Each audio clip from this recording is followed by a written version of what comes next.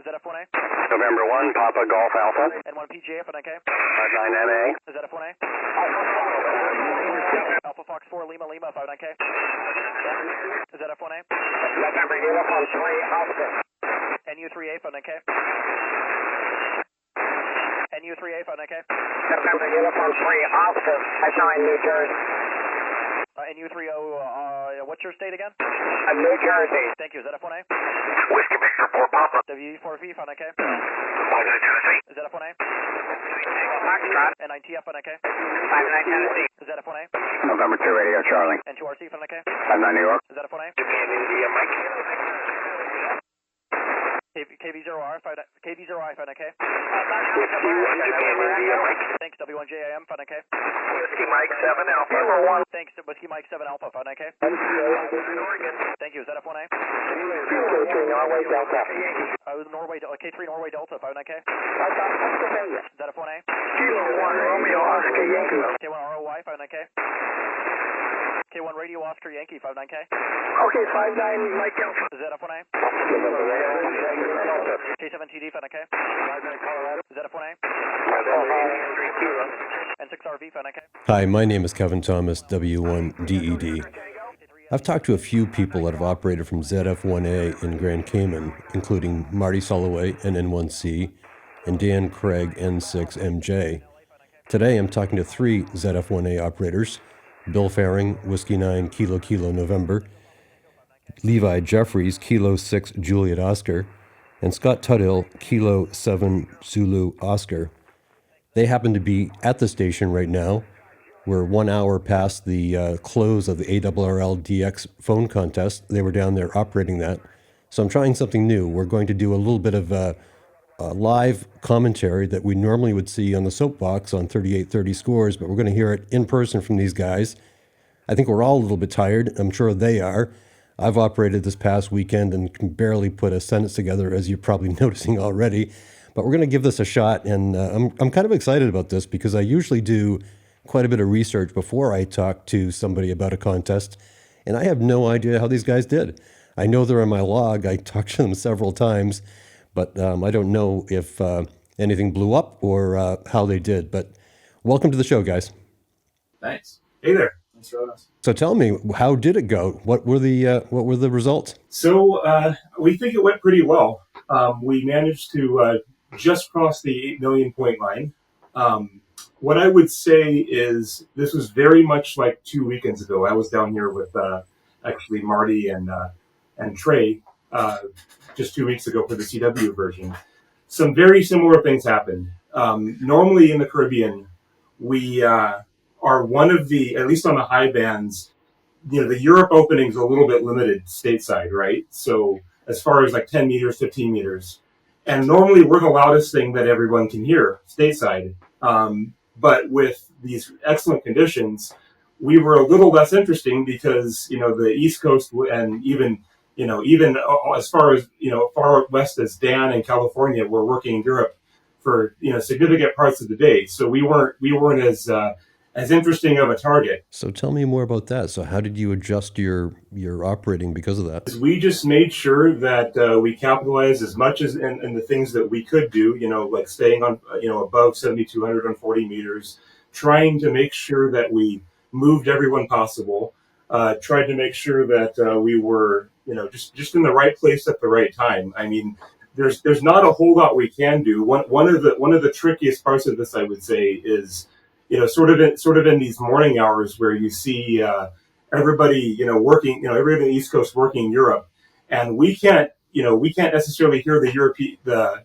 East Coast stations, but sometimes we're sharing a frequency with them unknowingly, right? And one of the problems with that is that suddenly the opening will shift, and then we'll find ourselves at in a frequency fight with somebody that we can't even hear. Well, we're all beaming toward stateside. They're all beaming toward Europe, and we're only hearing sort of the whatever's coming off the side of their beams. I can add something to that. Also, what we spent a lot of time doing is watching the solar map. So what we would do once a band was closed into Europe, so we would watch the sunset terminator go across Europe. And so when we watched when the sunset hit the Atlantic, we said, okay, 10 meters is going to close real soon. So now that's our time to go to 10 meters. For Europe, yeah. Yeah, well, it was close for Europe to the East Coast, right? And then we knew we would have a better chance with the stations on the East Coast carrying us. And so we would kind of plan our band moves based on the propagation between the East Coast and Europe. Before we get too deep into the operating, can you just back up and talk about the category that you're in and maybe some of the people that you're watching on the online scoreboard and keeping track of? Yeah. We always try to report to the online scoreboard when we can. So we were in the multi-single high power category as a DX station. And what's interesting about the online scoreboard is it sort of just puts all the multi-singles in the same category. So, what happens is that, you see someone like, K1LZ and ZF1A in sort of the same category. But, at the end of the day with ARRL rules, we're not really competing with each other because they have, as many multipliers as they can work to work European stations and countries around the world, whereas we're limited to United States and Canada. So there's sort of an upper bound of how many mults that will ever work. For the contest leading up to it, we were paying attention to to some of the the expedition announcements. We were definitely watching the guys in TI because that was sort of the main competition as far as we knew. We wanted to also know what the P40 guy, what category the P40 guys were going to be, and they actually decided to go multi too. And the TI station looks like they didn't post, so we're not quite sure of the full result just yet. But again, we think we did okay. So there weren't any other multi-singles other than TI? We believe there's a multi-single on Cayman Brock at Stan Station. That would be Zulu Foxtrot 5 Tango. But they were entered in the low power category. So how did you guys split up the weekend? We did basically 8-hour shifts with 4-hour breaks for each operator, and we had two physical stations operational at all for the whole contest. So we had a run station and we had a multiplier / in-band station. We had a couple different modes of operation that we would sort of trade between. If the runway was fast enough, instead of doing in-band QSOs, if they were all sort of worked, the person that was sitting on the other radio would simply just listen to a different set of antennas, trying to pull out call signs that maybe the run station wasn't hearing.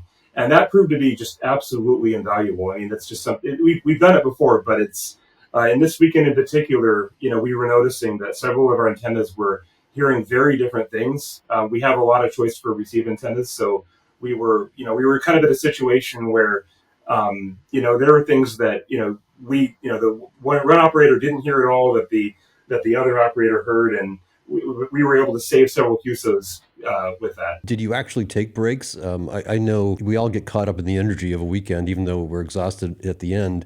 Are you all hanging around in the shack even when you have quote unquote a break? Sometimes. I mean, generally speaking, if you're out for 8 hours and then you have a 4-hour sleep break, I mean, it really does take a toll. I mean, I know that for these guys that are like Dan, who are staying up for 48 hours, we sound like we're whining a little bit, but it's sometimes somebody goes out and gets food, but in the last couple hours we were all here. We were trying to largely all participate and speaking as the elder guy here, I would try to get as much sleep as I could in the breaks.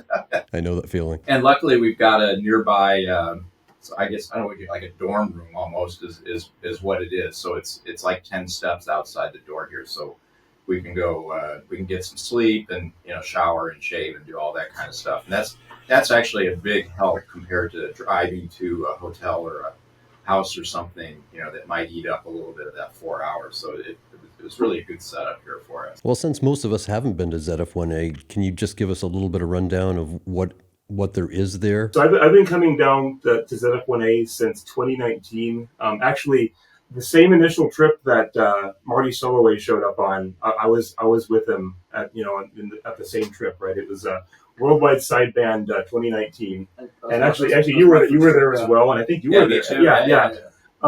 So this is actually, the property is owned by ZF1EJ. He has a house that's about 20 feet to our right here.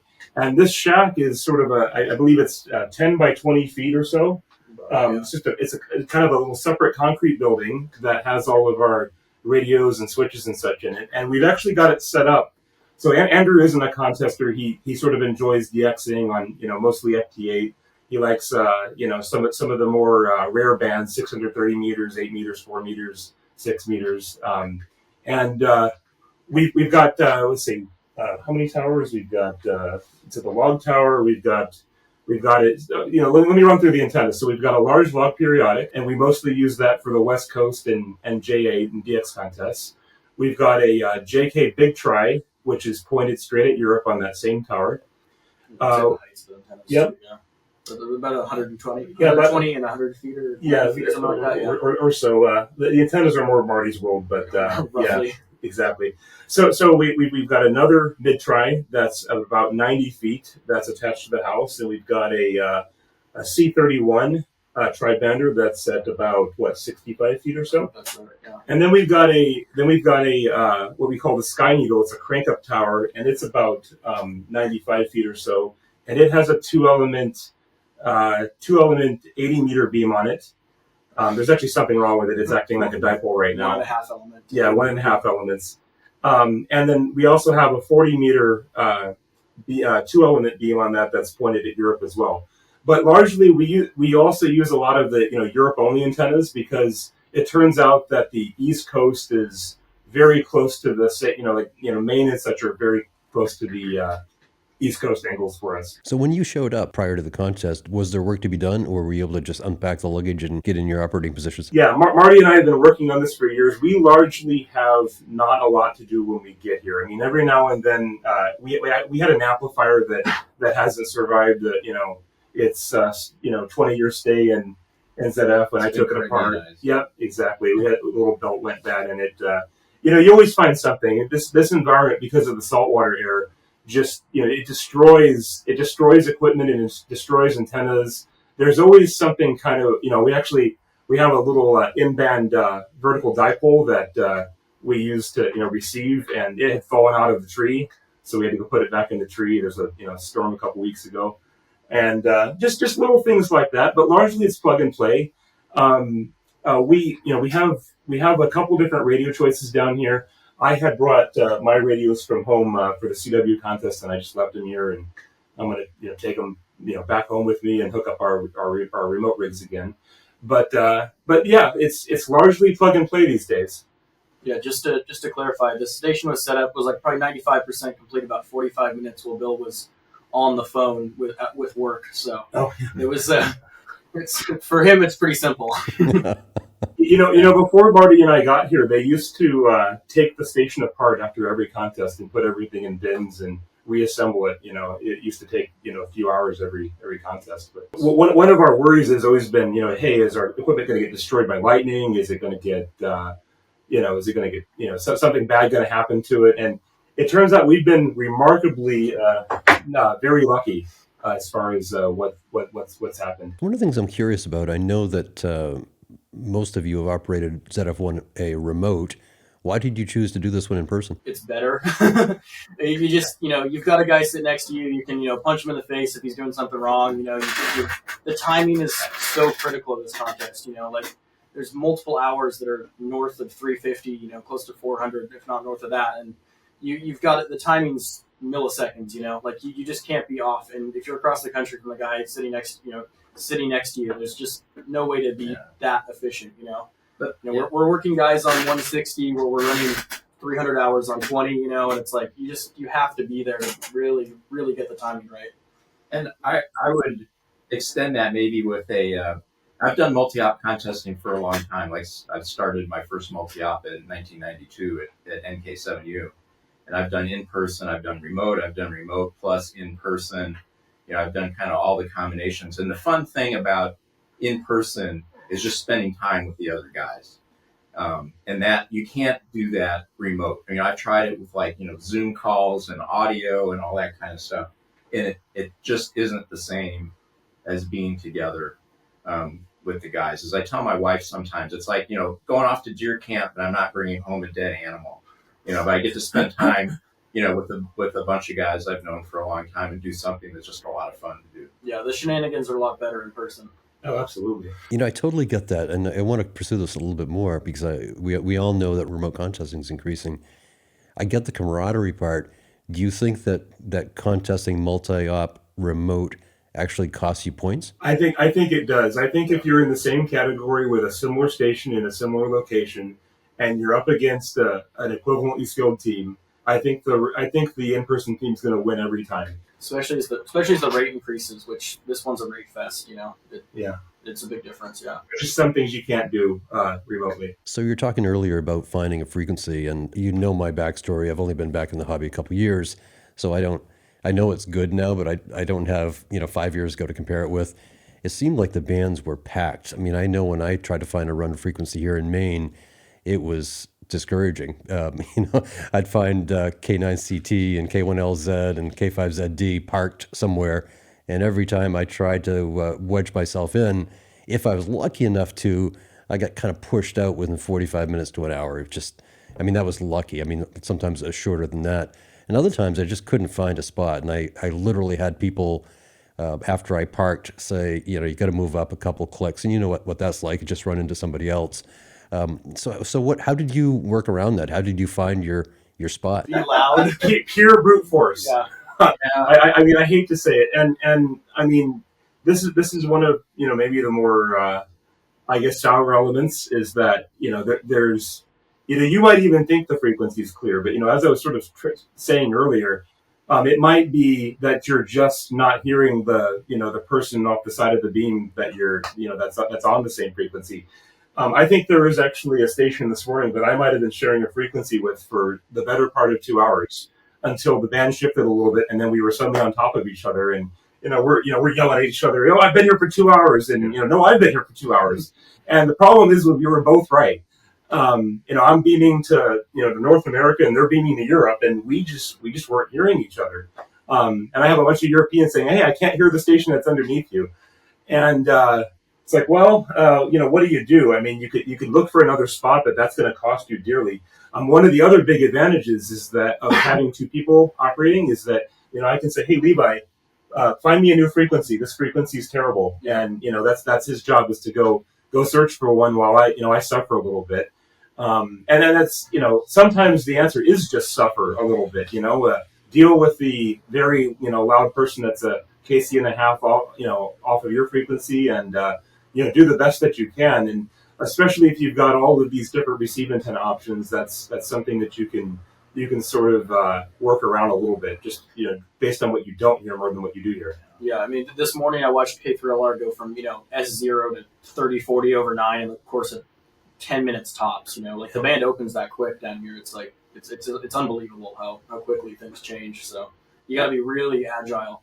And with the self spotting, we can move really quick now. Right. In the last hour of the contest, we used every one of our 10 band changes, and we were everywhere at once, and we would go run at 450 an hour for 5 minutes, and then QSY to a new band, and we just did that for the last hour, and we worked. Yeah, we wish we did more of that. We should have done more of that in the contest. Yeah, that's probably. And I think, as Levi was saying, and maybe what people are wondering about, there's been a significant rule change in the ARRL contest for sideband operators that allow you to spot yourself on the DX packet clusters, and that totally changes the dynamics of finding a run frequency. And I think actually everybody's still trying to figure it out. Yep.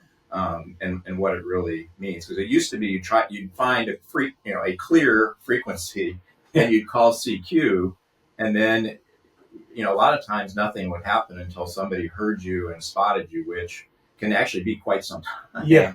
And now it's you basically you can announce yourself, say, "Hey, I'm on this frequency," and if it works, you can start having people calling you almost instantly, which is something totally different. And how that changes the dynamics of frequency selection and everything, we're going to figure this out over a few contests, how it actually works. You're spotted on the frequencies on the first CQ now, so it's like there's guys calling you on the second CQ at that point, and it's like it changes the game so much, because it used to be on 160, you'd call CQ for 15 minutes and nobody would come back to you.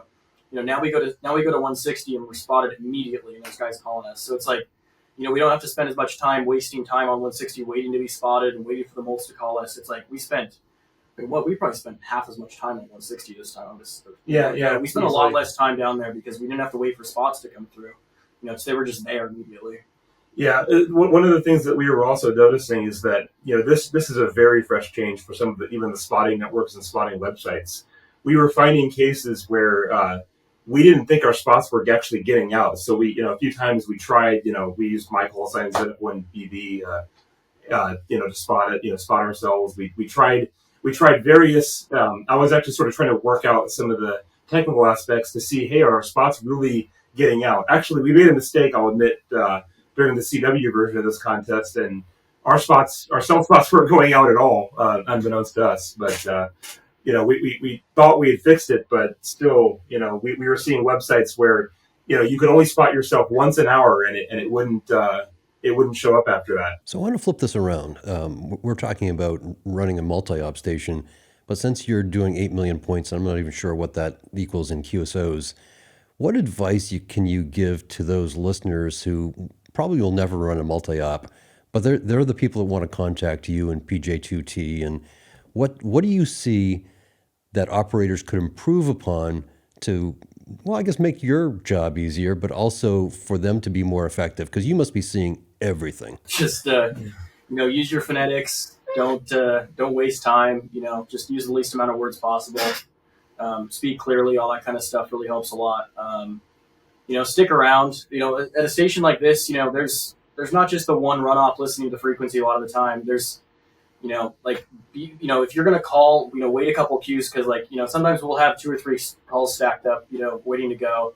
A lot of time we'll come back to somebody and they won't be paying attention, and they've already moved on or something, and it's, you know, we've still got their full call there, but it's, you know, there's many times in this contest where we were 2 guys in a row and the second guy's gone, you know, even though he's plenty loud. You know, patience is really important. You know, we want to work you, you know, like, we really, really want to work you. You know, every QSO matters, you know, we don't just want to work the loud guys.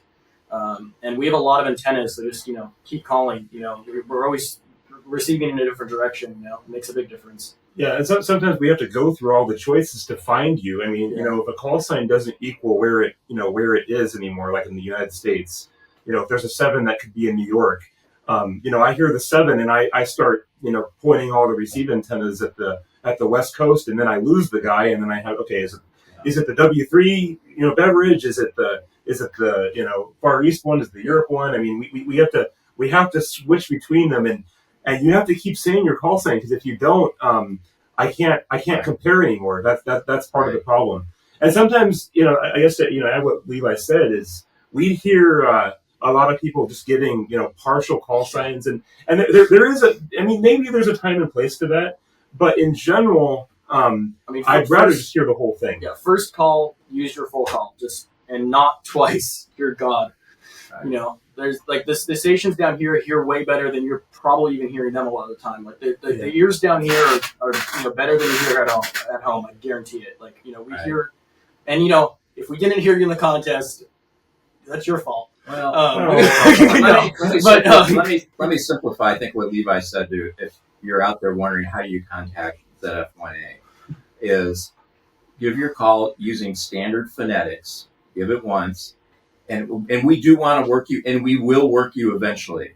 And then let us help you work us, because there's a lot of times, especially today, when we've worked all the big stations, and that's the time. If you're a small station, the best time to call us is probably the second day.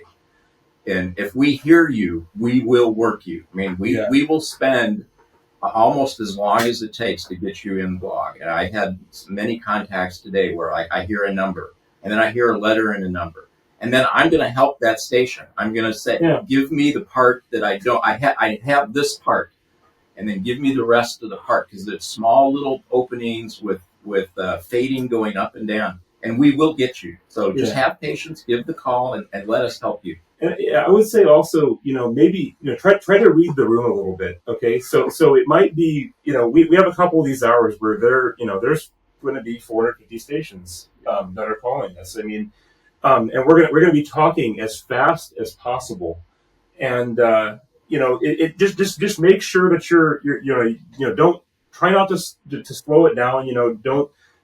Don't talk as slowly as possible. when the guy in front of you got his QSO done in 1 second and you get it done in 15 seconds, that we're getting a little frustrated with that. But if it's a slow time, that's fine. We're trying to be as welcoming as we can. We don't want to be the station that's getting angry at the people that are calling us. We need everybody, every experience level. We need every caller we can possibly get. We've had a lot of people even write us and say, "Hey, you were our first DX contact." Just a lot of those things that makes us very happy to. Yeah, I worked KB9JXY. It was his first ever HF QSO this weekend, which was pretty cool. Isn't that's just great? More people. Maybe he'll come down here someday. Who knows?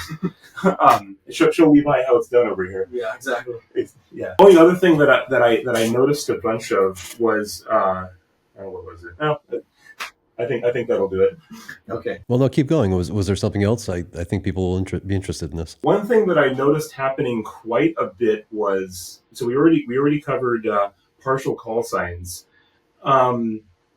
A lot of times we would have people call us several times, and I don't know, there's always sort of a, they're called sort of Sunday drivers, and they call you several times, and it might be because they're using a paper log and they forgot they called you or something. Maybe it's because we got misspotted. That's always a very very distinct possibility that somebody thought we were another call sign entirely, and that we hadn't worked before on the same band, and just maybe listen for a second. Listen to what's going on in the frequency, and make sure that you're completely sure that we're working you. Yeah, have the call before you have our call before you work us, and have just be be a little bit prepared, I guess, is kind of the best way to put it. Yeah, and I mean, there are even there's always people that haven't read the contest rules. They don't know what's going on this weekend, and I genuinely sympathize. I'll try to help you as much as I can when I hear you, but if I have a bunch of people waiting, it's going to get tricky. Well, I can say from my standpoint, working DX, there were a lot of misspots today, and they got worse as the day went on. And there were some pretty frustrated operators on the other end because they were dealing with multiple dupes, and sometimes it's obvious. I think the trickiest part was when the call sign was just a small change that you might not notice when you've been up for 40 hours, and I think that was happening to some people. I think some people were probably just maybe inconsiderate and not paying attention, but I think in some cases it was just sort of an honest mistake because they were kind of zonked out and. It was a 2 instead of a 3. But the other thing that I noticed, some DX stations don't give their call sign very frequently. So I'm sure you guys do, but I think that might add to some people's frustration if they're trying to make the call and they've listened for, longer than they would like. And maybe it goes back to the patience thing, right? You just need to... It's also kind of a management technique on our end sometimes to not ID as often. Because when you have a pileup that's, 10 people deep, you want one person calling you at a time, ideally, and sometimes you ID a little bit less frequently to get a couple less guys calling you. It's a trick that a lot of guys use. It doesn't happen that often. There's only so many hours that it's there's that many people calling, but it is a thing that happens for sure. And if you come back in 5 minutes, a lot of the time the pilot's gone. I would say 98% of our QSOs, our reply is ZF1A, meaning, okay, everybody call again. And I probably maybe only 2 or 3 times this weekend said QRZ because I knew there was 2 or 3 guys already there calling. And a lot of times now with the partner that we have working with us, they'll actually have that other call ready for us. I'm not quite good enough to keep 3 calls in my head. Some of the guys here can do that. I can't do that, but they can actually type it on the screen for me, and I can just read it off, and it's ready to go. Yeah. One other thing that I would say that was helpful this weekend would be it's really good if stations when they're working us and calling us to stick around for just a half minute or so in case you might be in a rare place. So if you're in North Dakota or Bravo in British Columbia or any of these, Canadian provinces, chances are we're going to try to ask very politely if we can, very quickly if we can, if you can go to another band for us because you're a multiplier there. One of the things we're always trying to watch is, hey, are you useful? Are you a multiplier somewhere else? I mean, if I look right now, our one multiplier for us at the end of this contest is worth 25 QSOs. So we'll take as long as it takes to get that multiplier to move, get them on 160 or something like that, and we'll call for her and we'll wait, use a band change on it. But sometimes we call back and sometimes the rate was so fast we didn't realize quite. Oh no, we need that, and then the person was gone. 3 other calls away. So it'd be good if we could. It's our fault. It really was our fault. I mean, to be honest, but yeah. But let me enhance what Bill said. If someone out there watching this happens to be one of those stations that we asked this weekend to go to a different band, thank you. Yes. Thank you profusely. Yes. Let's talk more about that because, moving multipliers is something that's come up with the contest crew, Dan Craig, Chris Hurlbut, KL9A, Randy Thompson, K5ZO. And, I'd never really thought about it before, but I was asked to move a couple times this weekend. And what should I expect? Because I moved to the frequency that he asked me to, and no one showed up. And I tuned up and down. And should I be IDing myself when I go to that frequency, or should they be there calling me? I'll tell you kind of how we did it. So first, if they're not there, it may be just because the propagation isn't there, and that happens probably more often than not. Is the pass is there, but there's actually not the propagation. It's marginal. But to your point, it's up to the station. It's up to us if we're asking you to move to tell you how to do it. Because in some cases we're going to call you, and other times we're going to ask you to call us. And it has everything to do with how we're running the station at the time with the run operator and it'll be different in a multi-single station or a multi-two station and things. So listen to the directions from the station. If you don't get them, ask them. Do you want me to call you, or are you going to call me? And what happens here is in a standard multi-op station, one of the windows we have shows multipliers. And so when a station calls in and we know where they're at, we immediately know if we need that multiplier on another band. And we know from studying our past logs what the hard multipliers are on the bands. And so typically it's 160 meters and 80 meters of bands are the ones with hard multipliers. Sometimes it's actually 10. And so we'll know immediately, though sometimes we forget, and it may be a few minutes, it may be a few seconds afterward. But then it's up to us to tell the station where we want them to go. And that's where it helps here, because we have another operator who can be ready with a frequency on the other band and have antennas I think ready to go. I think one thing that helps a lot is when, if you're going to go to 160 and it's going to take you 5 minutes to, tune up your rain gutter or whatever, tell us, because we'll stick around for longer, Right. Some guys that, we know that they're pressing a button on a computer screen to get there. And some guys are, Right.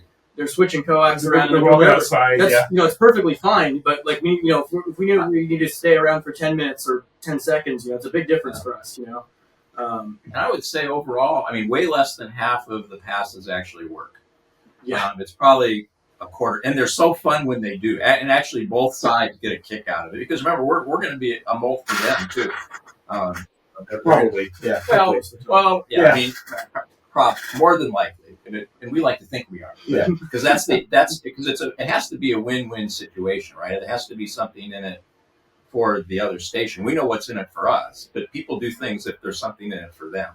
And so if we can give them a mult, and we actually had a great situation right at the end of the contest with Victor Ocean 2 Alpha Charlie in Labrador, right? Yeah.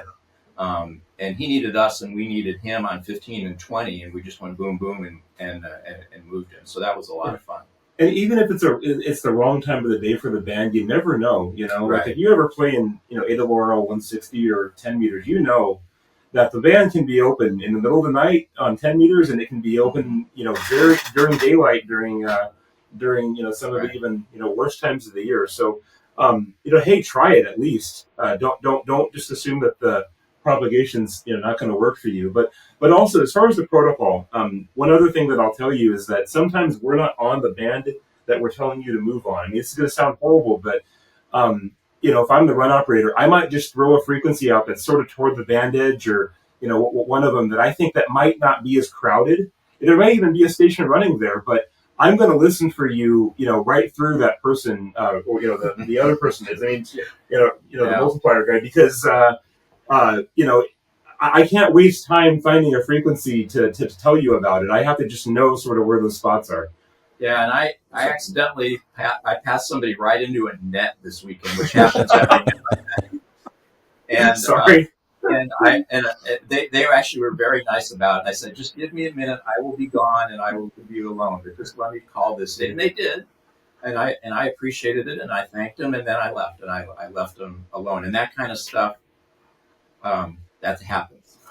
That's context. It's appreciated. It's a contact sport, guys. Yeah. So clearly at your level, you've already mentioned this, rate is very important, and you guys know your stuff. How do you deal with bad behavior? How do you keep rate going and deal with that person who's using all the old tricks? They're responding to, if you're giving a partial, they're not even close to the partial, but they're jumping in, or they're jumping in after somebody has given you their report before you've CQ'd. How do you deal with that? Just work through it. Yeah. Work through it. Brute force, basically. Yeah. I mean, sort through it. Ignore it for a second. Slow down. I mean, every now and then, in the heat of battle, we might sound a little frustrated on the air, but it's a Monday morning or Sunday night after the contest is over, we're all still friends. We're not mad at you anymore. Yeah. It's okay, but I would say it's just we suffer. That's how we do it. Yeah, to be fair, I mean we made over 8,000 QSOs, and I didn't run into any aberrant behavior. Yeah, I had some guys whistling a song. That's right. Yeah, you get that. You get guys playing your own QSO back, and I had somebody kind of like humming at me, and it's like you just ignore them. If it's deliberate, you just ignore it. And sometimes you have to ignore the lids on frequency, but at the end of the day, you want to get the guy in the log anyway. So sometimes you just slow down and work the guidance quicker than having to There's no sense in arguing it. It won't solve the problem. It'll right. In fact, if you acknowledge it, it may even get worse. Sometimes does. Sometimes it is so bad that I might say, "Hey, find me a new frequency. This is going to be a deal breaker," and it just depends. Yeah, you got to know when to hold them and when to fold them when it comes to frequencies. For sure. Right. I mean, relative to all the other challenges we have, I would say it's a pretty small. It happens, but it's we're going to forget about it. I mean, we'll have to figure out how to remember it, because we just usually forget about it as soon as it's over. It helps that we're really loud. In the room, In the room, Both on the air and in the room. Yeah, we scream once or twice off the air, then we're over it and we move on. Well, guys, I know you want to go grab some food before the restaurant's closed, so I won't keep you any longer.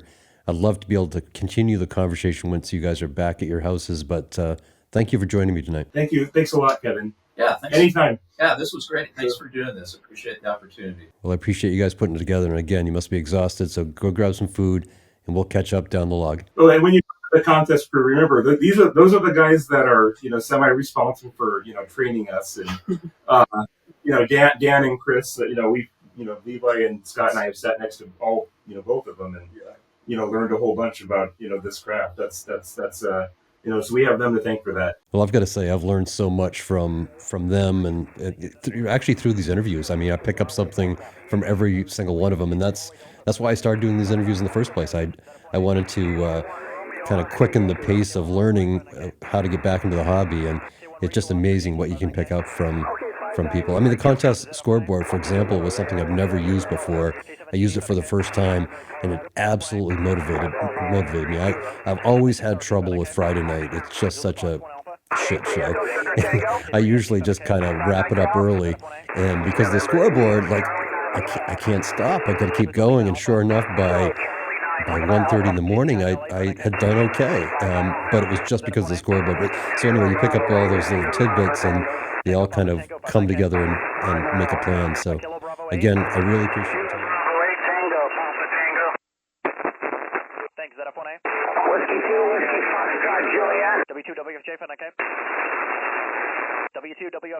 59K. 59 New York. Zulu Fox 1 Alpha. 011